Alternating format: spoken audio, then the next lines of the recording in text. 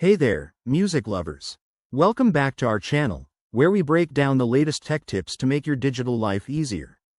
Today, we're diving into how to change your username on SoundCloud in 2025.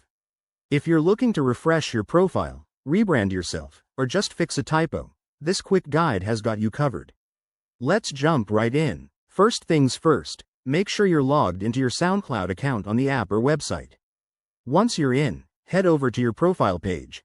You can do this by tapping on your profile icon in the top right corner. It's that simple. Next, look for the Edit Profile button. This is usually right under your current username or in a settings menu. Click on it, and you'll see a list of options to customize your account. Now, scroll down until you find the Username field. Here, you can type in your new desired username. Remember, SoundCloud usernames have to be unique, so pick something creative but available. Before you save, double-check for any restrictions.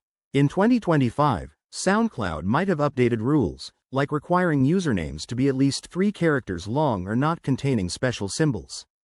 If your choice is taken, try adding numbers or underscores to make it work. Once you're happy with it, hit the Save Changes button. You'll get a confirmation pop-up. Go ahead and confirm.